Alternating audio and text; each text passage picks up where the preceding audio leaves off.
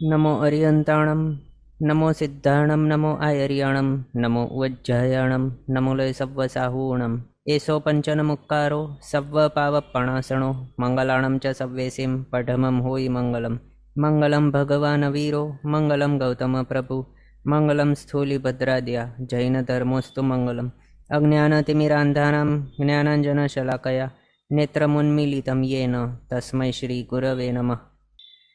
ऐसा अपना विषय चाली रह्यो छे श्री बृहद संग्रहणी ग्रंथ 12મી સદીના મહાચાર્ય શ્રી ચંદ્રસુરી સ્વજી મહારાજા સાહેબ દ્વારા વિરચિત આ શ્રી બૃહદ સંગ્રહણી ગ્રંથની અંદર આપણે 4 ગતિના જીવોને વિશે અલગ અલગ ઘણા એવા દ્વારોની અંદર વિચારણા કર્યા બાદ બીજી અનેક વિચારણાઓ કર્યા બાદ મહાપુરુષોને વિશેની વિચારણા સ્ટાર્ટ કરેલ હતી, જેની અંદર આપણે 63 શલાકા પુરુષોને વિશે વિચારણા કરતા 24 તીર્થંકર ભગવંતોને વિશેની વિચારણા શરૂ કરેલ હતી, જેની અંદર આપણે તીર્થંકર ભગવંતોને વિશે કાંઈક એવું જાણવાનો પ્રયાસ કરી રહ્યા છીએ, જેમાં તીર્થંકર ભગવંતનો ચેવન કલ્યાણક જોયો, જન્મ કલ્યાણક જોયો, પછી જન્માભિષેક વગેરેની વિશે વિચારણા કરી, એના બાદ દીક્ષા કલ્યાણક જોયો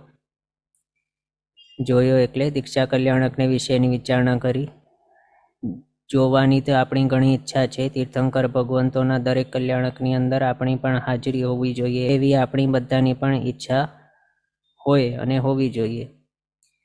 તો હમણાં આપણે એમના વિશેની વિચારણા કરી રહ્યા છીએ. એમાં દીક્ષા કલ્યાણકને વિશેની વિચારણા કરી, સાધના કાળ તેઓનું જાણ્યું, તેઓ કઈ રીતે ઘાતી કર્મોનો નાશ કરીને આગળ કેવલ જ્ઞાની બને છે એ જાણ્યું.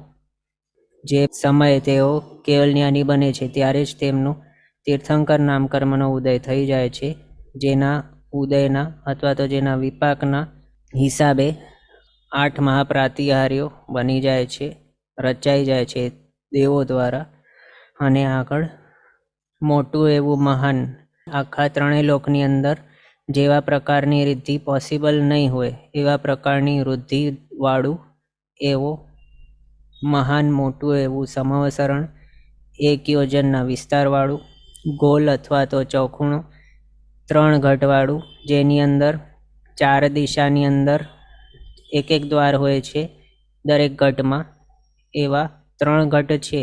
3 ઘટમાં 4 દિશાએ એક દ્વાર છે, તો 3x4 આપણે કરીએ તો ટોટલ દ્વારો 12 થઈ જાય છે. અને એક જ દિશાની અંદર જોઈએ આપણે તો સૌથી નીચેવાળા આ જે ઘટ છે એની અંદર 10,000 પગથિયા એક દિશામાં છે, બીજા ઘટની અંદર 5,000 પગથિયા, ત્રીજા ઘટની અંદર 5,000, એટલે આ રીતે એક આ દિશાની અંદર ટોટલ 20,000 પગથિયા છે સમવસરણના. તો આમ આપણે વિચારીએ કે આટલા બધા પગથિયા છે તો ચડવા માટે કેટલા કલાકો લાગતા હશે. આપણે શત્રુંજય મહાતીર્થ પર જઈએ યાત્રા કરવા માટે, તો ત્યાં ચડવા માટે બહુ ફાસ્ટ પણ કોઈક ભાગ્યશાળી ચડે તો 40 મિનિટ તો એમને લાગી જાય છે. ત્યાં કેટલા છે પગથિયા? એપ્રોક્સિમેટલી 3500 જેટલા, એટલે એટલા પગથિયા પણ ચડવા માટે 40 મિનિટો લાગે છે ફાસ્ટેસ્ટ પર્સનને, અને જે નોર્મલ સ્પીડવાળા હોય એમને 1 કલાક 1.5 કલાક, કેટલાકને તો 2 કલાકે લાગી શકે. તો એટલું ટાઈમ એમને લાગે અને તેમનું શરીર પણ કેટલું થાકી જાય ત્યાં ઉપર ચડતા ચડતા. પણ સમવસરણની અંદર એક જ દિશાની અંદર એક જ જણને 20,000 પગથિયા ચડવાના હોય છે, તો પણ એને કંઈ કષ્ટ નથી થતું. એ છે તીર્થંકર ભગવંતોનું અતિશય. કોઈ પણ કષ્ટ નહીં થાય, કંટાળો નહીં આવે ચડવા માટે, થાકે નહીં લાગે, શ્વાસ નહીં ચડે, કંઈ નહીં થાય, એકદમ ઇઝીલી તેઓ આગળ ચડી જાય. એ છે આપણા તીર્થંકર ભગવંતોનું મહાન પ્રભાવ. આ રીતે એ બધા 12 પર્ષદાઓ હોય છે. આ જે ત્રીજો ઘટ છે અથવા તો સૌથી ઉપરવાળું એ જે ઘટ છે અહીંયા, એની અંદર ટોટલ 12 પર્ષદા છે એ આપણે જાણ્યું હતું, જેમાં 4 પર્ષદા મનુષ્યોની અને 8 પર્ષદાઓ દેવોની એટલે દેવગતિના જીવોની. જેમાં મનુષ્યની 4 પર્ષદામાં સાધુ ભગવાન, સાધ્વીજી ભગવાન, પુરુષો અને સ્ત્રીઓ મનુષ્યની એ આવી જાય છે. એની અંદર સાધુ ભગવંતની પર્ષદા હોય એમાં કેવલી ભગવંત એવા સાધુ ભગવંતો હોય અને એમની પાછળ નોન કેવલી એવા સાધુ ભગવંતો, એ બધા સાધુ ભગવંતની પર્ષદાની અંદર આવી જાય. સાધ્વીજી ભગવંતની પર્ષદા જોઈએ એમાં આગળ કેવલી એવા સાધ્વીજી ભગવંતો એટલે કેવલ જ્ઞાની અને એના બાદ નોન કેવલી એવા સાધ્વીજી ભગવંતો એટલે બધા સાધ્વીજી ભગવંતની પર્ષદામાં છે. પછી મનુષ્યોના પુરુષોની પર્ષદા, મનુષ્યોના સ્ત્રીઓની પર્ષદા એટલે મનુષ્ય ગતિવાળા જીવોની 4 પર્ષદા થઈ. પછી દેવગતિવાળા જીવોની 8 પર્ષદા, એમાં 4 નિકાયના દેવોની ઇન્ડિવિજ્યુઅલ 1 પર્ષદા અને 4 નિકાયના દેવીઓની ઇન્ડિવિજ્યુઅલ 1 પર્ષદા. 4 નિકાય કયા છે આપને તો ખ્યાલમાં છે જ, ભવનપતિ, વ્યંતર, જ્યોતિષ્ક, વૈમાનિક.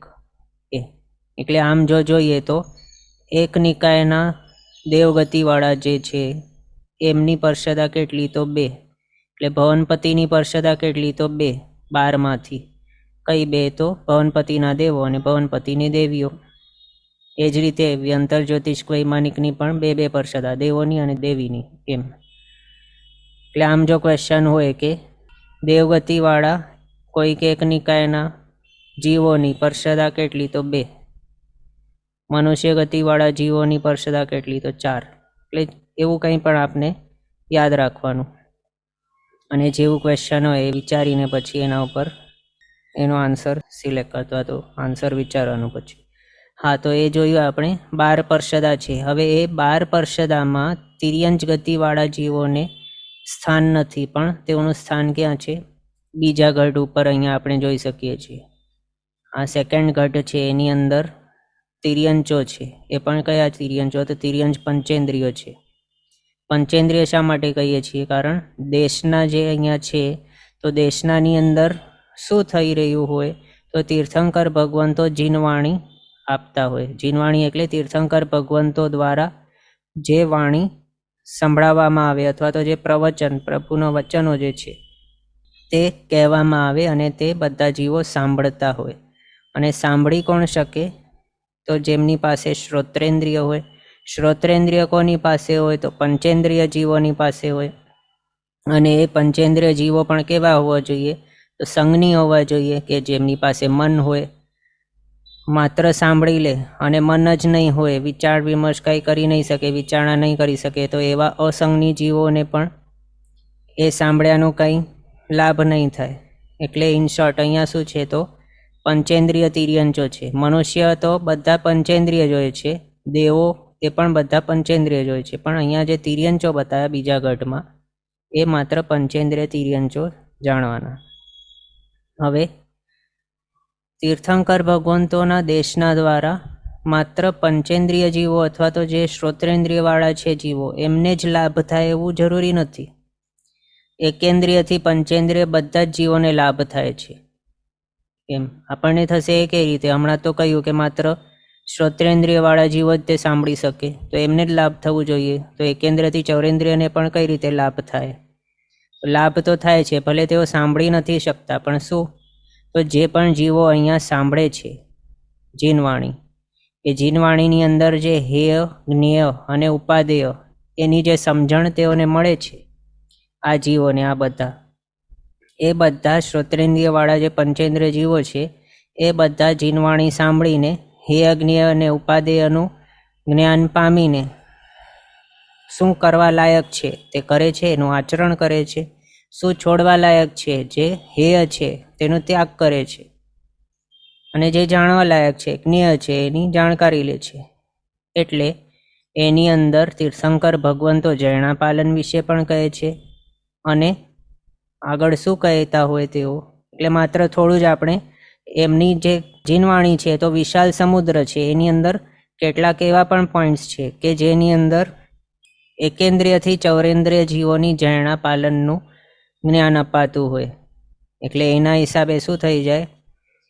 જે પણ જીવો અહીંયા જીનવાણી શ્રવણ કરે તેઓ આગળ જઈને એકેન્દ્રિયથી ચૌરેન્દ્ર જીવોનું જૈનાનું પાલન કરે.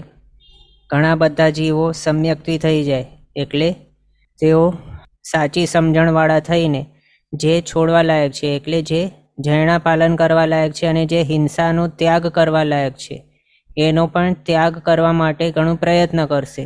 ઘણા બધા જીવો દેશવીરતી વ્રત ગ્રહણ કરે છે, એટલે આંશિક રીતે ઘણા બધા પાપોથી મુક્ત થઈ જાય છે.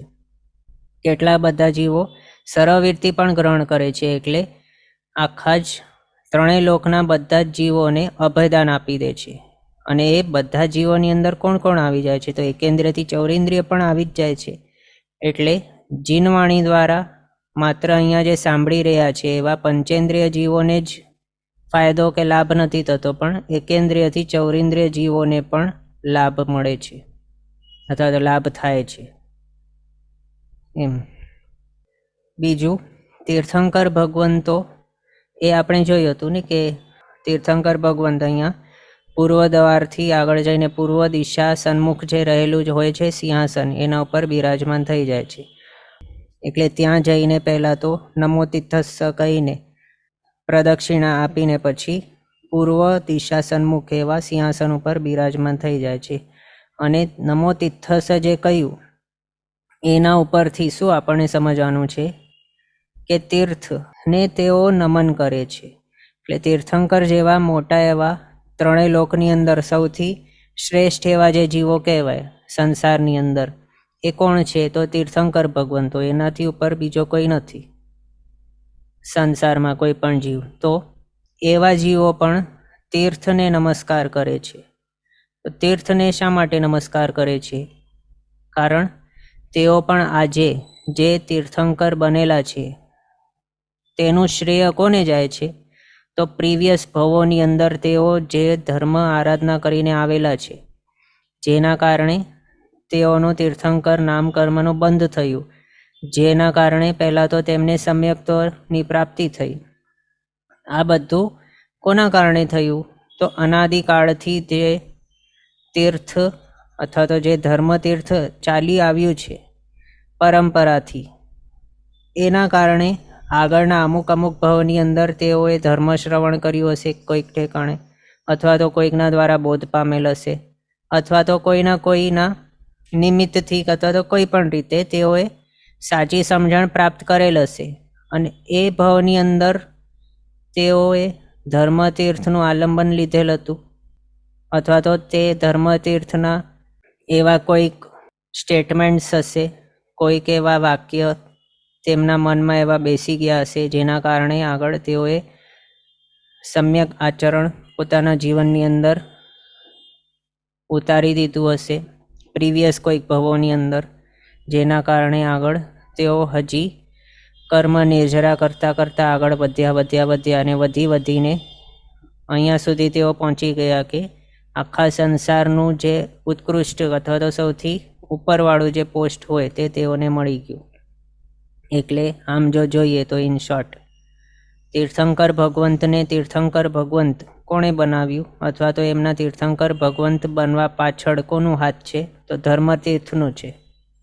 અને જેટલા પણ જીવો સંસારમાંથી પોતાનું સંસારની અંદર ભમવાનું પોતાની જે સાયકલ છે એ સાયકલનું કમ્પ્લીટલી નાશ કરીને સિદ્ધ જે બની શકે છે અથવા તો બન્યા છે, એ બધું ના પાછળ કોનું શ્રેય છે અથવા તો કોનું હાથ છે?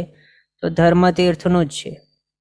એ જો નહીં હોય તો કોઈ પણ જીવનો સિદ્ધ થવાનું પણ પોસિબિલિટી નહીં રહે. આપણા સંઘની અંદર પણ કેટલા બધા એવા આરાધકો હોય છે કે જેમને જોઈને બીજા જે હોય એવા ભાગશાળીઓને પણ પ્રેરણા મળે કે અરે વાહ, કેટલું સરસ તેઓ આરાધના કરી રહ્યા છે, અનુમોદનાના ભાવો આવી જાય. તો આવા જે પણ જીવો છે એ બધાને જોઈને ધર્મ આરાધના તરફ અથવા તો કેટલાક જીનવાણી શ્રવણનું પણ હમણાં કેવું છે, ચોમાસું સ્ટાર્ટ થઈ રહ્યું છે. હવે ઘણા બધા ઠેકાણે ગુરુ ભગવંતોના પ્રવેશો પણ થઈ ગયા છે અને હવે ચોમાસાની અંદર સતત જીનવાણીની ધોધ વહેતું હશે.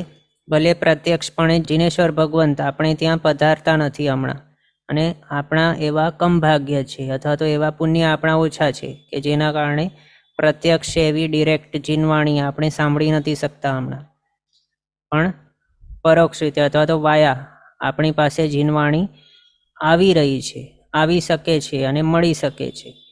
તો એ જીનવાણી જે મળે એવા ગુરુ ભગવંતોના પ્રવચન સાંભળવાનું હવે લક્ષ્ય રાખવાનું. આપના ક્ષેત્રોની અંદર જે ઠેકાણે જે ગુરુ ભગવંતો હોય એમના પ્રવચનોની અંદર સમયસર દરરોજ આપણને પહોંચી જવાનું. એ પણ શું છે તો આગળ પરંપરાથી જીનેશ્વર ભગવંતોએ જે બતાવ્યું છે તેઓની જે વાણી છે તે જ આવી રહી છે આપણી પાસે. અને એ જ રીતે આપણા સંઘોની અંદર આપણે જ્યારે પ્રવચન શ્રવણ કરવા માટે બેઠેલા પણ હશું તો ત્યારે આપણા આજુબાજુના કોઈક કેટલાક એવા જીવો પણ હોઈ પણ શકે કે જે આગળ હમણાં કેવા છે તો હમણાં પરંપરાથી ચાલી આવેલી અને એમની પાસે પહોંચેલી અથવા તો પ્રવચનની અંદર સાંભળતા એવા તે બેઠેલા છે અને એમની પાસે જીનવાણી આવી છે. એ ધર્મતીર્થને પામેલા છે હમણાં, અને આગળ તેઓ આનું આલંબન લઈને આગળ વધશે. આગળ કેટલાક ભવોની અંદર તેઓ આગળ વધતા કોઈક એક ભવની અંદર તીર્થંકર પણ બની શકે છે, એવું પણ પોસિબલ છે. કેટલાક બધા એવા હોય કે જે સિદ્ધ ભગવંતો પણ બની શકે છે. એટલે જે પણ અહીંયા સિદ્ધ થાય છે કે અરિયંત ભગવંત પણ બને છે, એ બધાની પાછળ ધર્મતીર્થનું બહુ મોટો હાથ છે. અને આપણા સંઘની અંદર જેટલા પણ જીવો છે, જેટલા પણ આરાધના કરી રહ્યા છે, બધાની સમ્યક આરાધનાઓની ખૂબ ખૂબ અનુમોદના આપણને કરવા લાયક છે. અને એમને એમની આરાધનામાં હેલ્પફુલ થવાનું બહુ જરૂરી છે.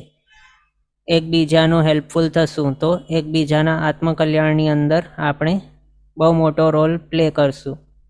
જો બીજાના આત્મકલ્યાણની અંદર પણ રોલ પ્લે કરીએ તો કોઈક ભાવની અંદર કોઈક એવા જીવો પણ આવી જાય કે જે આપણા આત્મકલ્યાણની અંદર મોટો રોલ પ્લે કરી લે. આપણે ક્યાંક જો ભટકતા હશું તો તેઓ આપણને સીધા માર્ગે વાળવા માટે પણ આવી જાય, આપણને સીધો અને સાચો માર્ગ પણ દર્શાવી દે. કેટલાક એવા પણ કથાઓ આપણે સાંભળી પણ હશે કે જાણી હશે કે જેની અંદર એક કથા એવી આવે છે કે એક રાજ્ય હતો જેની અંદર એક વખત તે રાજા પોતાના રાજસિંહાસન ઉપર બેઠેલ હતો અને કોઈક ઠેકાણાથી અનનોન એવો કોઈક સૈનિક આવ્યો અને તેણે તે રાજાને ચેલેન્જ કર્યો કે તારામાં જો શક્તિ હોય તો પછી મને હરાવીને બતાવો. આટલા રાજ્યનું, આટલા બધા સૈનિકોનું ગર્વ શું કરીને બેઠેલો છે? જો શક્તિ હોય તો મને હરાવીને બતાવો. આ રીતે તેણે તે રાજાને કહ્યું, કોઈક એક સૈનિક આવીને, અનનોન પર્સને. તો તે રાજા તે ગુસ્સેથી ભરાઈને તે સૈનિક ઉપર પોતાના બીજા સૈનિકોને આક્રમણ કરવા માટે કહ્યું અને એને ભગાડી દેવા માટે કહ્યું. તો પણ તે જે સૈનિક આવેલો હતો તે બહુ શક્તિશાળી હતો. તેણે રાજાના બધા સૈનિકોને હરાવી નાખ્યા, બધાને ભગાડી નાખ્યા. અને પછી તે રાજાને તેના વાળ પકડીને કોઈક જંગલમાં લઈને ત્યાં એને મૂકીને પોતે ચાલ્યો ગયો. હવે એ રાજા એમ વિચારે છે કે હવે આ બધું શું થઈ ગયું? આટલા બધા મારા રાજવૃદ્ધિ હતી, આટલી પત્નીઓ એટલે કે રાણીઓ હતી, આટલા બધા સૈનિકો બધા હતા, કોઈ પણ મારી રક્ષા કરી નહીં શક્યો. હવે એ મારી પ્રિય રાણી જે છે એનું શું થઈ રહ્યું હશે, એની અવસ્થા કેવી, એટલે વગેરે એ બધું વિચારવા લાગ્યું. અને ત્યાં તેણે એક ગુરુ ભગવાન દેખાયા તે જંગલમાં. એ જંગલની અંદર પછી તે એમની પાસે અટ્રેક્ટ થઈને ત્યાં ગયો અને પછી પૂછવા લાગ્યો કે આ હવે શું થયું છે, શાના માટે તેણે આ રીતે મને કર્યું છે. તો શોર્ટમાં આપણે આ કરીએ છીએ, આ સ્ટોરી બહુ લાંબી છે. તો ગુરુ ભગવંત તેઓ જ્ઞાની હતા. તેઓએ કહ્યું કે તે જે આવ્યો હતો, જે પર્સન, તે એક દેવ હતો અને તે તને પ્રતિબોધવા માટે અહીંયા આવેલ હતો. એટલે પ્રતિબોધવા માટે એટલે તને હેલ્પ કરવા માટે કે તું જે રાજ સંપત્તિના અંદર, ભોગવિલાસની અંદર ચકચૂર થઈને ધર્મ આરાધના નહીં કરતો હતો, એક રીતે કહેવાય તો માર્ગથી ભ્રષ્ટ થઈ ગયો હતો તું, તો તને માર્ગ ઉપર લાવવા માટે તે દેવ આવ્યો હતો. અને તે દેવ ત્યાંથી આવીને પછી મારી પાસે તને મૂકી ગયો છે. તો મારા દ્વારા અથવા તો જે જીનવાણી મારા મુખેથી તું સાંભળશે એના દ્વારા તને પ્રતિબોધ થશે અને પછી આગળ તું પાછું માર્ગ ઉપર આવી જશે. એટલે આ રીતે એને પછી ખબર પડી અને તે ગુરુ ભગવંતે તેને સરસ બોધ આપ્યો. એના કારણે પછી હવે તે ધર્મ આરાધનાની અંદર લાગી ગયો અને પછી આગળ વધતા તે સદગતિને પામ્યો અને પછી તે મોક્ષ પણ પામી જાય છે. એટલે ઇન શોર્ટ અહીંયા આપણને શું કહેવાનું હતું કે જો આપણે કોઈકના હેલ્પફુલ બનીએ કોઈકની ધર્મ આરાધનાની અંદર, તો પછી બીજા કોઈક ભાવની અંદર તે આપણા હેલ્પ કરવા માટે પણ આવી જાય છે. અને આ રીતે તે દેવે શું કર્યું, આપણને જો ખબર નહીં હોય, તે રાજાને તો સ્ટાર્ટિંગમાં ખબર નહીં હતી કે આ કોણ છે. કોઈક સૈનિક એમ જ અનનોન આવી ગયો હતો ત્યાં અને એને વાળથી પકડીને ખેંચીને ત્યાં જંગલમાં લાવીને મૂકી દીધું હતું. તો આવું કોઈ કરે આપણી સાથે તો આપણને ગુસ્સો તો આવે ને, આવે સ્વાભાવિક છે. પણ એને પણ આવ્યો હતો તો પણ તેણે શું કર્યું, પછી ત્યાં ગુરુ ભગવાન તેને દેખાયા અને એમની પાસે જઈને પૂછવા લાગ્યો, આગળ જઈને જે પણ કર્યું તે. અને પછી તેણે બોધ પામ્યો ત્યાં અને પોતાનું જીવન બદલી નાખ્યું. પણ ત્યાં પછી એ નહીં વિચાર્યું કે ખોટું કર્યું તેણે એવું બધું. અને પછી એ પણ થયું કે તે જે દેવ હતું તે પોતાના દેવપણાની અંદર ત્યાં આવ્યો અને પછી તેણે પણ કહ્યું કે હા, ગુરુ ભગવાન તે જે પ્રમાણે કહ્યું એ જ છે, હું તને અહીંયા બોધ પમાડવા માટે જ લાવેલું છું. આ રીતે એટલે આ રીતે પણ શું થાય છે, ક્યારેક આ ભાવના આપણા કેટલાક એવા હોઈ શકે છે જીવો કે જે આપણા મિત્ર હોય અહીંયા અને જેઓને આપણે કહીને મૂક્યું હોય આમ કે હું જો બાય ચાન્સ કોઈક અશુભ કર્મના ઉદયના કારણે માર્ગથી ભ્રષ્ટ થઈ જાઉં તો પછી તું મને વચન આપ કે તું મને માર્ગ ઉપર લાવવા માટે હેલ્પફુલ થઈશ, ભલે કોઈ પણ રીતે, પણ મને માર્ગ ઉપર પાછો લાવીશ. આ રીતે કોઈકના પાસેથી આપણે વચન લઈ લઈએ અને જો બાય ચાન્સ સમજો કે તે જે છે એ નેક્સ્ટ ભાવમાં દેવ બની ગયો અને તેણે જો અવધિ જ્ઞાનનો ઉપયોગ મૂક્યો પોતાનો અને પછી એને જો ખ્યાલમાં આવ્યું કે તેનું વચન આવા ટાઈપનું આપેલું છે તો પછી એ આવી જાય આપણા હેલ્પ કરવા માટે એવું. એટલે આ બધું કેવું છે, ઋણાનુબંધના સંબંધો અથવા તો એવા જે વચનો આપેલા હોય, જે પુણ્ય આપણે અહીંયા કરીએ તે પુણ્ય પણ આપણું હેલ્પફુલ થાય. જો પુણ્ય નહીં હોય તો પહેલાં જે પર્સન છે જેને આપણે વચન અપાવીએ તો એ પણ પોતાનું જ્ઞાનનો ઉપયોગ મૂકીને એ પણ વિચારવા ટ્રાય નહીં કરે કે તે પ્રીવિયસ ભાવમાં ક્યાં હતો વગેરે. એને પછી યાદે નહીં આવે જો આપણું પુણ્ય નહીં હોય તો, અથવા તો એને યાદ પણ આવે અને તે આપણે ત્યાં આવે પણ આપણને બોધ પમાડવા કે સાચા માર્ગે લાવવા, તો પણ આપણો જો પુણ્ય ઓછું હોય, કોઈક એવા ગાઢ કર્મ આપણા બાંધેલા હોય આગળના, તો પછી એ કેટલું પણ પ્રયાસ કરે તો પણ બધું નિષ્ફળ જ જાય આપણા ચીકણા કર્મના કારણે. એ પણ થઈ શકે છે પોસિબલ. એટલે ઇન શોર્ટ આટલું આપણે જે જાણ્યું એના ઉપરથી શું સમજવાનું, કોઈ પણ જીવના ધર્મ આરાધનાની અંદર હેલ્પફુલ બનવાનું, કોઈકના ધર્મ આરાધના જોઈને એની નિંદા નહીં કરવાની, એનું ટીકા ટિપ્પણી નહીં કરવાનું, પછી કોઈકના ધર્મ આરાધના જોઈને ઈર્ષ્યા નહીં કરવાની કે અરે એ તો કેટલું બધું આગળ કરી રહ્યો છે, એનું ધર્મ આરાધના તે ઓછી થાય તો સારું, નહીં તો આટલી ધર્મ આરાધના કરે છે તો એના કારણે એનું ઘણું યશ ફેલાય છે આખા સમાજમાં અથવા તો આખા વિશ્વમાં. કોઈક એવું નડતર આવે એને અને એનું ધર્મ આરાધના ઓછી થઈ જાય તો પછી એનું યશ ઓછું ફેલાય. આવી બધી વિચારણાઓ કરે તો એ પણ શું ખોટું જ છે. એટલે આવી ઈર્ષ્યા પણ નહીં હોવી જોઈએ. કોઈક ધર્મ આરાધના કરતું હોય તો એના હેલ્પફુલ થવાના ભાવો જ આપણા હોવા જોઈએ, એની અનુમોદનાના ભાવો હોવા જોઈએ, એ હજી કેમ વધે એવા પ્રયાસ આપણા હોવા જોઈએ. પછી એના ધર્મ આરાધનાની અનુમોદના કરીને એના ગુણગાન પણ આપણે કરવા જોઈએ.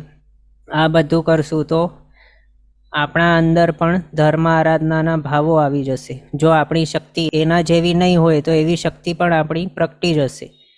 એવા અંતરાય કર્મ જો પણ હોય આપણા તો એનો પણ નાશ થઈ જાય. અને પછી જે પર્સન છે અથવા તો જે ભાગશાળી છે જે આટલી ધર્મ આરાધના કરી શકે છે એના જેટલી અથવા તો એનાથી પણ વધારે આપણે ધર્મ આરાધના કરી શકશું અને આપણું પણ મોક્ષ જલ્દીથી પોસિબલ થઈ શકશે. પણ જો માત્ર દોષ દૃષ્ટિ લઈને બેસીએ કે માત્ર બીજાની નિંદા કરીએ વગેરે તો પછી શું થાય, આપણું આગળ વધવાનું માર્ગની અંદર ઘણા કાંટાઓ આવી જાય, પછી આપણને આગળ વધવા નહીં મળે. આગળ વધવા એટલે મોક્ષ માર્ગે આગળ વધવા પછી નહીં મળે. એટલે એ યાદ રાખવાનું. મેન આપણી વાત શું હતી? હા, તીર્થંકર ભગવંતને તીર્થંકર ભગવંત કોણે બનાવ્યું, અથવા તો તેઓ તીર્થંકર ભગવંત કઈ રીતે બની શક્યા છે? તો આમ તો આટલું આપણે ભણ્યા છીએ કે છેલ્લા ત્રીજા ભવે અથવા તો થર્ડ લાસ્ટ ભવની અંદર તેઓ સમકીતી હતા, મનુષ્ય હતા, અને એ મનુષ્ય ભવની અંદર તેઓએ ઉત્કૃષ્ટ એવા આરાધના કરેલ હતી.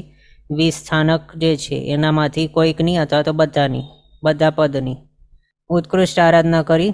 સવિજીવ કરું શાસન રસીના ઉત્કૃષ્ટ ભાવથી એના કારણે તેઓને તીર્થંકર નામકરણનું બંધ થયું, અને એની અંદર હજી વધારે તેઓએ રસ પૂર્યો, હજી વધારે ઘાટ કરતાં એ તીર્થંકર નામકર્મને તેઓએ નિકાચિત કરી નાખ્યું. એના કારણે તેઓ આ ભવની અંદર તીર્થંકર બન્યા છે. આટલું તો આપણે જાણ્યું, પણ એ બધા પાછળ પણ શું છે? તો અનાદિકાળથી જે ધર્મતીર્થ ચાલી આવ્યું છે એનો જ હાથ છે. એ જો નહીં હોય તો કોઈ પણ જીવ સિદ્ધ નહીં થઈ શકે. એના જ હિસાબે જ્યારે તીર્થંકર ભગવંત કેવલી બની જાય છે અને ફર્સ્ટ ઉપદેશ આપવાનું પણ સ્ટાર્ટ કરે, તો સૌથી પહેલાં નમો તીર્થસ્ય કહીને ધર્મતીર્થને નમસ્કાર કરે, અને પછી જ તેઓ ઉપદેશ આપવાનું સ્ટાર્ટ કરે છે. એમ હવે તીર્થંકર ભગવંત કેવા છે? તો એમને 18 દોષથી રહિત બતાવ્યા છે. તેઓની અંદર આમ તો એક પણ દોષ હોતું નથી. જેટલા પણ દોષ પોસિબલ છે આખા વિશ્વની અંદર, કોઈ પણ દોષ તીર્થંકર ભગવંતની અંદર હોતું જ નથી. તો પણ મુખ્ય અહીંયા એવા 18 દોષથી રહિત એમ કહેવાયેલા હોય છે. તો એ 18 દોષો જે કહેવાય છે તે 18નો આંકડો કઈ રીતે આવ્યો તે અહીંયા જોઈએ. તો એમાં સૌથી પહેલાં અંતરાય કર્મ જે છે, અંતરાય કર્મ 5 પ્રકારે હોય છે: દાનાંતરાય, લાભાંતરાય, ભોગાંતરાય, ઉપભોગાંતરાય અને વીર્યાંતરાય. આ 5 અંતરાય કર્મોના નામ છે. તો એ 5 એમનો ક્ષય થઈ ગયા છે અંતરાય કર્મ, એટલે તેઓને હવે દાનાંતરાય નથી, દાનાંતરાય નામક દોષ નથી, હવે લાભાંતરાય નામક દોષ નથી, ભોગાંતરાય, ઉપભોગાંતરાય અને વીર્યાંતરાય નામક દોષ, આ 5 દોષો નથી. એ પણ અંતરાય કર્મનો સંપૂર્ણ નાશ થઈ ગયો છે. એટલે પછી હવે હાસ્ય નથી એમને, રતિ નથી, અરતિ નથી, શોક, ભય, જુગુપ્સા કંઈ નથી. એટલે કોઈ પણ પરિસ્થિતિની અંદર તેઓ ઠહાકા લગાવીને અથવા તો મોટા સ્વરે હાસ્ય વગેરે નથી કરતા. અનુકૂળ પરિસ્થિતિઓની અંદર છલકાતા નથી, ખુશ નહીં થઈ જાય. એટલે રતિ નથી એમને, અરતિ પણ નથી. પ્રતિકૂળ પરિસ્થિતિઓની અંદર તેઓ દુઃખી નહીં થાય, ખેદ નહીં પામે, શોક નહીં કરે, એમને કોઈ ભય જ નથી, જુગુપ્સા નથી, દુગંછા નહીં કરે. આ હાસ્ય ષટક કહેવાય છે. મોહનીય કર્મ જે છે એના ચારિત્ર મોહનીય કર્મ પ્રકાર જે છે, મોહનીય કર્મ મુખ્ય 2 પ્રકારે છે. એક તો દર્શન મોહનીય, બીજો છે ચારિત્ર મોહનીય. એનામાંથી ચારિત્ર મોહનીય કર્મ જે છે એમાં હજી આગળ 2 વિભાગો કહી શકાય. એક તો કશાય ચારિત્ર મોહનીય કર્મ, બીજો નો કશાય ચારિત્ર મોહનીય કર્મ. એમાં કશાય ચારિત્ર મોહનીય જે કર્મો છે એની અંદર 16 કશાયો આવી જાય છે: અનંતાનુબંધી, અપ્રત્યાખ્યાને, પ્રત્યાખ્યાને અને સંજલન પ્રકારના ક્રોધમાન માયલોભ. 4 × 4 16 એ કશાય ચારિત્ર મોહનીય કર્મ. પછી નો કશાય ચારિત્ર મોહનીય કર્મ, એની અંદર આ આવે છે હાસ્ય, રતિ, અરતિ, શોક, ભય, જુગુપ્સા. તો એમાં એ જે છે મોહનીય કર્મ સંપૂર્ણપણે તેઓનું ક્ષય થઈ ગયું છે. એટલે તેમને હવે આ હાસ્ય, રતિ, અરતિ, શોક, ભય, જુગુપ્સા એ નામના નો કશાય ચારિત્ર મોહનીય કર્મોનો પણ હવે ઉદય નથી. એટલે તેઓએ તેને સંપૂર્ણપણે ક્ષય જ કરી દીધું છે. આત્મા ઉપર તેની સત્તા રહેલી જ નથી. એનો સત્તા જ નથી તો ઉદયમાં કઈ રીતે આવે? ઉદયમાં નહીં આવે તો એના ફળ કઈ રીતે બતાવે? નહીં બતાડે. એટલે તેઓના તે જે કર્મ છે એના કારણે જે દોષ ઉત્પન્ન થાય છે તે દોષો પણ એમને નહીં હશે. હાસ્ય નથી, રતિ, અરતિ, શોક, ભય, જુગુપ્સા કંઈ નથી. તીર્થંકર ભગવંતો સાગર જેવા ગંભીર હોય છે. પછી કામ નથી, કોઈ પણ વાસના તેમને હોતી નથી. કામ, હવે એની અંદર આપણે હમણાં જે ગણાવ્યું મોહનીય કર્મના આ મુખ્ય બે પ્રકાર, દર્શન મોહનીય, ચારિત્ર મોહનીય. એની અંદર ચારિત્ર મોહનીયમાં આપણે કશાય ચારિત્ર મોહનીય, નો કશાય ચારિત્ર મોહનીય ગણ્યું. નો કશાય ચારિત્ર મોહનીયની અંદર 9 નો કશાય આવે છે, એમાંથી 6 અહીંયા ગણ્યા, હાસ્યરતિ, અરતિ, શોકભય, જુગુપ્સા. અને બાકીના 3 પુરુષવેદ, સ્ત્રીવેદ, નપુંસક વેદ એ કામવાસના રિલેટેડ છે. તો એ વેદ મોહનીય કર્મ પણ તીર્થંકર ભગવંતોનું સંપૂર્ણપણે નાશ થઈ ગયેલું છે, એટલે તેમને હવે કોઈ પણ પ્રકારની કામ નથી, વાસનાઓ કોઈ નથી, એટલે કામ નામક દોષ એમને નથી. પછી મિથ્યાત્વ નામક દોષ નથી. મિથ્યાત્વ એટલે જે જેવું છે એને એવું નહીં માનવું, પણ એનાથી ઓપોઝિટ કે વિપરીત કે અથવા તો બીજું કંઈક જ માનવું, એને કહેવાય મિથ્યાત્વ. મિથ્યાનું મિનિંગ શું થાય? મિથ્યા એટલે ખોટું, મિથ્યાત્વ એટલે ખોટાપણું. ખોટાપણાની અંદર શું આવે? તો જીનેશ્વર ભગવંતે અથવા તો કેવલી ભગવંતોએ જે તત્વને જેવું બતાવ્યું છે એને એવું નહીં માનવું, પણ એનાથી કંઈક વિપરીત જ માનવું, એને કહ્યું છે મિથ્યાત્વ. તો એ મિથ્યાત્વ શાના કારણે હોય છે? તો મિથ્યાત્વ મોહનીય કર્મના ઉદયના કારણે હોય છે, અને એ મોહનીય કર્મ છે. મોહનીય કર્મ ઘાતી કર્મ છે. અને હમણાં આપણે જે મોહનીય કર્મના અહીંયા પ્રકારો જોયા, મુખ્ય 2, આ હતું દર્શન મોહનીય. ચારિત્ર મોહનીયમાંથી આપણે નો કશાય ચારિત્ર મોહનીય ગણી લીધા. દર્શન મોહનીય જે છે એની અંદર મિથ્યાત્વ મોહનીય આવે છે. તો મિથ્યાત્વ મોહનીયના ઉદયના કારણે જીવ મિથ્યાત્વી બને છે. તો એનો ઉદય છે જ નહીં, સત્તામાંથી કમ્પ્લીટલી ક્ષય કરી નાખ્યું છે. એટલે હવે તેઓ મિથ્યાત્વ નામક દોષથી રહિત બની ગયા છે, સમ્યક્ત્વી છે. એટલે સાચું જ જ્ઞાન છે એમની પાસે, સાચું બધું, સાચું જ્ઞાન, સાચી સમજણ છે એમની પાસે. નેક્સ્ટ છે અજ્ઞાન નામક દોષ. અજ્ઞાન પણ બહુ મોટું દોષ છે. હવે આની અંદર અજ્ઞાન એટલે 2 રીતે આપણે ગણી શકીએ. સૌથી પહેલો અજ્ઞાન મિથ્યાત્વના હોવાના કારણે જે હોય તેને અજ્ઞાન કહેવાય, અથવા તો મિથ્યાત્વની હાજરીની અંદર કોઈ પણ જ્ઞાન હોય તો તે જ્ઞાનને પણ અજ્ઞાન કહેવાય. ભલે કેટલું પણ મોટી વધારે એવી વૃદ્ધિ પામેલી અથવા તો બહુ વિચક્ષણ એવી બુદ્ધિ હોય, કોઈક રિસર્ચર કે સાયન્ટિસ્ટ જેવી પણ બુદ્ધિ હોય, તો પણ તે જો મિથ્યાત્વી હોય તો એને પણ અજ્ઞાની કહેવાય. એમ તો આ અજ્ઞાન નામક દોષ એમને નથી. બીજી રીતે જો જોઈએ તો ઇગ્નોરન્સ, કે ખબર જ નહીં હોય એવી, તો એવી પણ ઇગ્નોરન્સ કે એવું પણ ટાઈપનું અજ્ઞાન એમને હોતું નથી. તેઓ કેવા છે? સર્વજ્ઞ છે. તેઓને અનંત જ્ઞાન ગુણ પ્રગટી ગયું છે, એટલે અજ્ઞાનનો એક અંશ પણ નથી એમને. જેટલું પણ પોસિબલ જ્ઞાન છે, અનંતું જ્ઞાન, એ બધું તેમને છે, સર્વજ્ઞ તેઓ છે. એટલે અજ્ઞાન નામક દોષ હવે એમને નથી હોતું. આપણે 2 આ જોઈ ડેફિનેશન્સ અજ્ઞાનની. તો એમાં સૌથી પહેલાં તો મિથ્યાત્વની હાજરી નથી તેમને, એટલે તેઓ અજ્ઞાની નથી, એ થઈ ગયું. અને મિથ્યાત્વની હાજરી નથી એટલે મિથ્યાત્વ મોહનીયનો ઉદય નથી. બીજું, તેઓને જ્ઞાનાવર્ણીય કર્મનો સંપૂર્ણ ક્ષય કરી નાખ્યું છે, એના કારણે હવે તેઓ કેવલ જ્ઞાની બની ગયા છે. એટલે હવે તેઓ કેવા થઈ ગયા છે? સર્વજ્ઞ બની ગયા છે. અજ્ઞાનનો એક અંશ પણ તેમને રહેલો નથી. એટલે અજ્ઞાન નામક દોષનો નાશ થઈ ગયો. પછી નિદ્રા. નિદ્રા પણ દોષ છે, એ પણ હવે તીર્થંકર ભગવંતોને નથી હોતી. નિદ્રા પણ દર્શનાવર્ણીય કર્મોની અંદર આવે છે. દર્શનાવર્ણીય કર્મ 9 પ્રકારે છે. એની અંદર ચક્ષુ, અચક્ષુ, અવધિ, કેવલ, દર્શનાવર્ણીય, એ 4 અને 5 નિદ્રાઓ આવે છે. તો એ કોઈ પણ પ્રકારની નિદ્રાનો દોષ હવે તીર્થંકર ભગવંતોને નથી હોતો. પછી અવિરતિ. અને હા, નિદ્રા કેવી છે? નિદ્રાને કહ્યું છે કે તે સર્વઘાતી છે.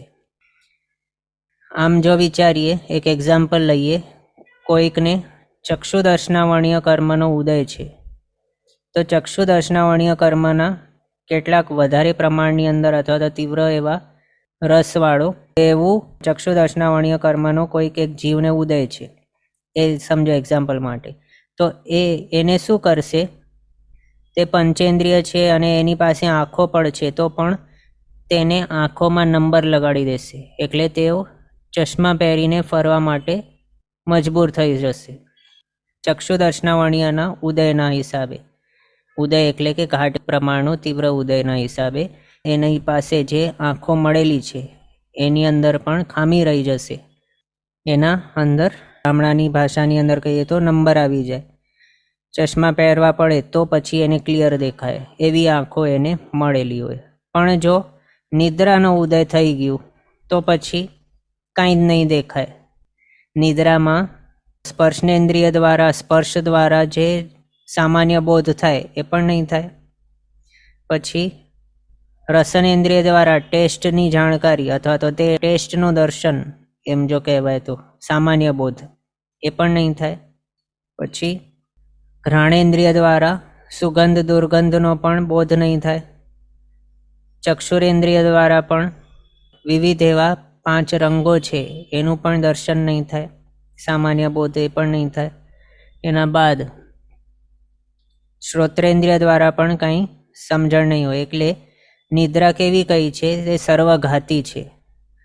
આમ માત્ર જો એક્ઝામ્પલની અંદર આપણે જે જોયું, ચક્ષુદર્શનાવર્ણીય કર્મનો ઉદયના હિસાબે આંખ તો છે એટલે તે જોઈ તો શકે છે, પણ એને નંબર આવ્યું છે, એટલે એ ચશ્મા નહીં પહેરશે તો એને એકદમ ઝીરો દેખાય એવું નથી, પણ દેખાશે તો ખરું, પણ કેવું, તો ઓછું દેખાશે. એવું થાય છે ચક્ષુદર્શનાવર્ણીયના ઉદયના કારણે. પણ નિદ્રાના ઉદયના કારણે શું થઈ જાય, કમ્પ્લીટલી ઝીરો, સર્વથી ઘાત એવું થઈ જાય છે. એટલે નિદ્રા બહુ મોટું દોષ કહ્યું છે.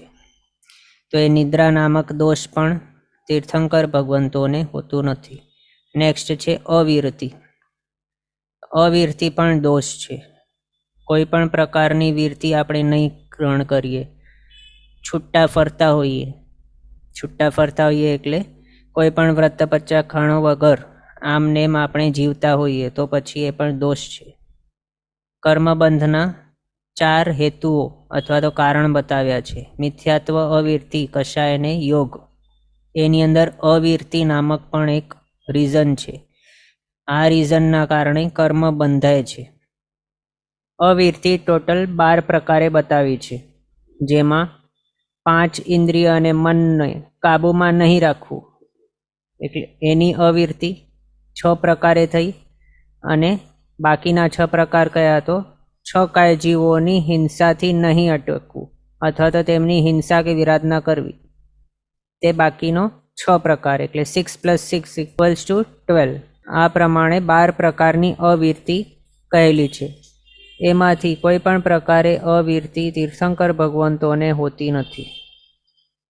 તેઓએ 6 કાય જીવોને અભયદાન આપવાના પચ્ચખાણ ગ્રહણ કરેલા છે, અને સાથે સાથે તેઓના 5 ઇન્દ્રિયોને મન ઉપર સંપૂર્ણપણે અંકુશ રહેલું છે.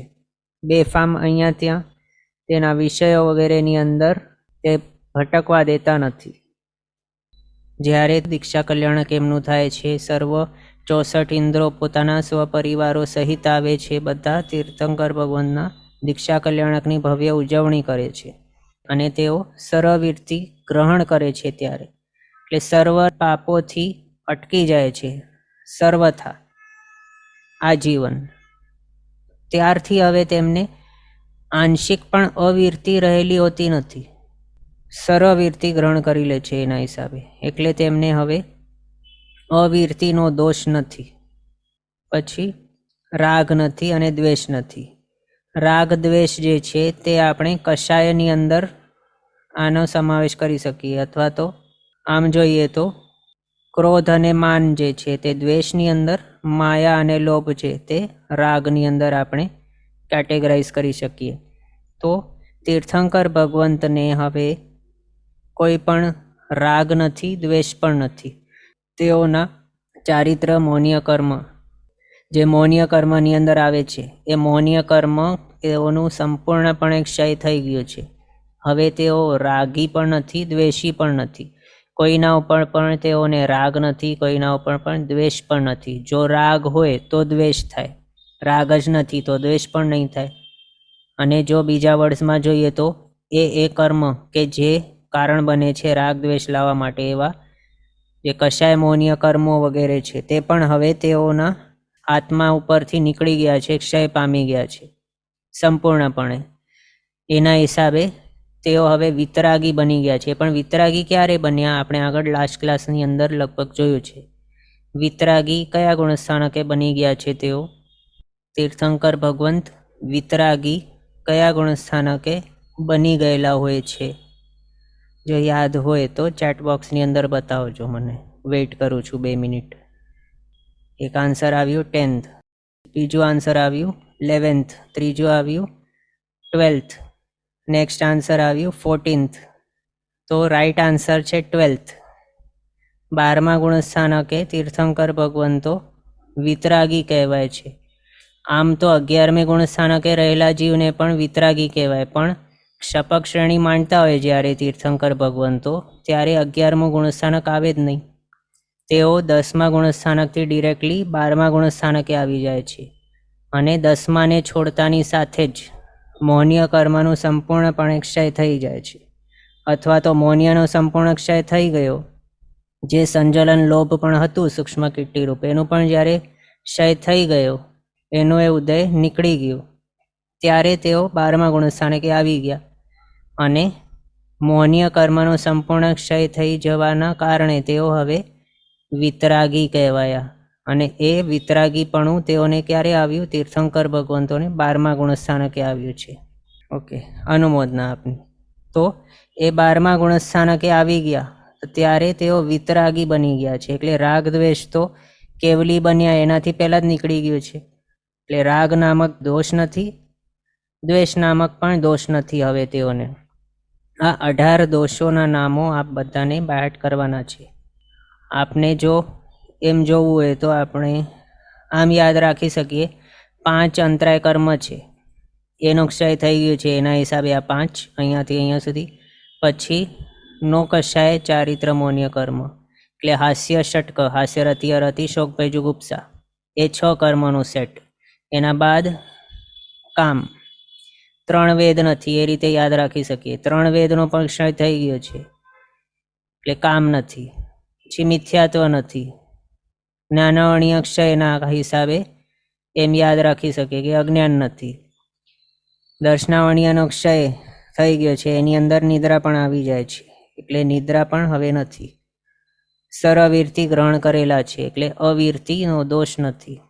અને કશાય આદિનો ક્ષય થઈ ગયો છે, એટલે રાગ દ્વેષ પણ નથી, હવે વિતરાગી છે. આ રીતે 18 દોષના નામો યાદ રાખવાના. તીર્થંકર ભગવંતોને 18 દોષથી રહિત જે કહેવાય છે તે આ 18 દોષો છે. બાકી તો જેટલા પણ દોષો સંસારની અંદર પોસિબલ છે, જે દોષ સજ્જન પુરુષો અથવા તો કેવલી ભગવંતોના હિસાબે જેને દોષ કહેવાય, જે પણ પોસિબલ છે આખા સંસારમાં, એ બધા જ દોષોથી રહિત હોય છે તીર્થંકર ભગવંતો. પણ અહીંયા 18 દોષો આપણને મુખ્ય એવા ગણાવેલા છે, આપને યાદ રાખવાનું. પછી હવે આગળ જોઈએ, તીર્થંકર ભગવંતો 34 અતિશયોથી યુક્ત હોય છે. તો એમાં અતિશય એટલે શું? તો એના માટે બતાવ્યું છે, જગત અપી અતિશેરતે તીર્થંકરા એ ભી ઇતિ અતિશયા. આ રીતે એનો મિનિંગ શું થાય છે કે જે ગુણો વડે શ્રી તીર્થંકર ભગવંતો સમસ્ત જગત કરતાં પણ અતિશય ચડિયાતા હોય છે, તે ગુણોને અતિશય કહેવામાં આવે છે. એટલે સમજ્યા? આખા જગત કરતાં પણ જે ગુણોના કારણે અથવા તો જે ગુણોની અંદર તીર્થંકર ભગવંત ઘણા વધી જાય છે, એ ગુણોને અહીંયા અતિશય કહ્યું છે. તો એવા આમ તો અનંતા અતિશયો હોય છે તીર્થંકર ભગવંતોના, પણ અહીંયા 34 અતિશયો ગણાવેલા છે. તો એ જોઈએ. સૌથી પહેલા 4 અતિશયોનું ગ્રુપ, એ કેવા છે? તો જન્મથી જે અતિશય હોય છે એવા કયા છે? તો લોકોત્તર, અદ્ભુત અને સ્વરૂપવાન દેહ. લોકોત્તર એટલે આખા 14 રાજલોકની અંદર જેની પાસે નહીં હોય, અથવા તો આખા લોકમાંથી પણ ચડિયાતો જે છે, ઉત્તર એટલે કે ચડતું, વધતું અથવા તો અતિશય વધારે એવો જે છે, લોકો કરતાં પણ વધારે અથવા તો ત્રણેય લોકના જે પણ જીવો છે એના કરતાં વધારે ચડિયાતું એવું અદ્ભુત સ્વરૂપવાન દેહ એવું હોય છે તેઓનું. પછી સુગંધિત શ્વાસોચ્છ્વાસ, આપણા જેવા દુર્ગંધી એવા શ્વાસોચ્છ્વાસ એમના નહીં હોય, પણ સુગંધી એવા હોય છે. એમ કહેવાય છે કે કમળના જેવા સુગંધી તેઓના શ્વાસોચ્છ્વાસ હોય. માંસ અને રુધિર દૂધની જેવા શ્વેત હોય છે, આપણા લાલ ને એવા હોય કે જે બીભત્સ્ય દેખાય એવા, પણ તીર્થંકર ભગવાનના કેવા છે, માંસ પણ દૂધના જેવું શ્વેત, રુધિર પણ દૂધના જેવું શ્વેત હોય છે. રુધિર એટલે લોહી. એક્ઝામ્પલ માટે આપણે ચંડકૌશિક સર્પનું વિચારી શકીએ. ચંડકૌશિક સર્પે જ્યારે વર્ધમાન સ્વામી ભગવંતને ડંખ માર્યો હતો, તો ત્યારે તેમના પગમાંથી એમ કહેવાય કે દૂધની ધારા વહેતી હતી. તો એમની લોહી અથવા તો એમનું જે રુધિર હતું તે દૂધના જેવું શ્વેત હતું. એટલે આવો ટાઈપનું બધા તીર્થંકર ભગવંતનું શ્વેત હોય છે, એ પણ જન્મથી જેવું હોય છે. પછી આગળ આહાર અને નિહાર અદૃશ્ય હોય છે. આહાર નિહાર કોઈને દેખાય નહીં એવા પ્રકારનું અદૃશ્ય હોય છે, એ પણ જન્મથી. પછી બીજા એવા 11 અતિશયો કે જે કેવા છે, તો જ્ઞાનાવર્ણ્ય આદિ એવા ઘાતી કર્મના ક્ષયના કારણે જે અતિશય પ્રગટે છે એવા આ 11 અતિશય એવા છે. કયા છે? તો સમાવસરણની રચના. આપણે આગળ જોયું, જ્યારે તીર્થંકર ભગવંતને કેવલ જ્ઞાન પ્રગટે છે ત્યારે એ જ સમયે તીર્થંકર નામકર્મનો ઉદય થાય છે અને તરત જ દેવો ત્યાં આવીને સમાવસરણની રચના કરે છે. એટલે આ અતિશય ક્યારે પ્રગટ્યું? તો જ્ઞાનાવર્ણ્ય આદિ 4 ઘાતી કર્મના ક્ષયથી ઉત્પન્ન થયો છે. ઘાતી કર્મ 4 જે છે એ તો સામાન્ય કેવલી ભગવાનના પણ ક્ષય થઈ જાય છે, પણ એમનું સમાવસરણની રચના ટાઈપનું કોઈ અતિશય પ્રગટતું નથી. ભલે તેઓ નોન તીર્થંકર એવા સામાન્ય કેવલી ભગવંતોએ, બધા જ જે જીવો છે તીર્થંકર ભગવાનને છોડીને બધા જ જીવો જો તેમનું ઘાતી કર્મનો ક્ષય થઈ જાય તો એમને આ બધું પ્રગટે એવું નથી, પણ આ માત્ર તીર્થંકર ભગવંતોને જ હોય છે એવા છે. જે પણ 34 આપણે જોયા અતિશય બધા માટે, એ જ સમજવાનું. એટલે જ એમને અતિશય કહેવાય છે. હા, તો સમાવસરણની રચના એ પણ તીર્થંકર ભગવંતનો અતિશય છે. સર્વાભિમુખતા એટલે જ્યારે તીર્થંકર ભગવંત દેશના આપવા માટે સમાવસરણની અંદર બેઠેલા હોય અને દેશના આપતા હોય, ત્યારે જે પણ જીવો ત્યાં બેસીને સાંભળતા હોય છે દેશના, બધાને શું થાય કે તીર્થંકર ભગવંત મને જ જોઈને કહી રહ્યા છે એવું. એમ નહીં લાગે કે મારી પાસેવાળું કે મારી આગળવાળું છે એને જોઈને કહી રહ્યા છે, પણ શું લાગે? મને જ કહી રહ્યા છે. અને વિચારો, આપણે જો વ્યાખ્યાનની અંદર જઈએ અને ગુરુ ભગવંત આપણને જ જોઈને કહેતા હોય તો આપણે કેટલા સતર્ક બની જઈએ ત્યાં, અને આપણને કેવું લાગે કે આ બધું મારા માટે જ છે એવું જ થાય. અને આપણને હજી વધારે રુચિ, હજી વધારે રસ એની અંદર ઉત્પન્ન થાય સાંભળવા માટે, અને એ શું કહી રહ્યા છે એકદમ એલર્ટ થઈને આપણે સાંભળતા હોઈએ અને એકદમ સારી રીતે યાદ રાખીએ આપણે. તો બાય ચાન્સ તેઓ ક્વેશ્ચન પૂછી લેશે તો એવું પણ થાય ને આપણને માઇન્ડમાં કે સારી રીતે સાંભળું. એટલે અહીંયા કેવું છે, જે પણ જીવો એ સમાવસરણની અંદર બેઠેલા હોય બધાને એવું જ લાગે તીર્થંકર ભગવાનના અતિશયના કારણે કે તેઓ એને જ જોઈ રહ્યા છે એવું. એને કહેવાય છે સર્વાભિમુખતા. હવે આજનો સમય અહીંયા આપણો થયો છે. આગળના પદાર્થ આપણે નેક્સ્ટ ક્લાસમાં કન્ટિન્યુ કરશું અવસરે. જીનાજ્ઞા વિરુદ્ધ કંઈ પણ બોલાય તો મિચ્છામિ દુક્કડમ.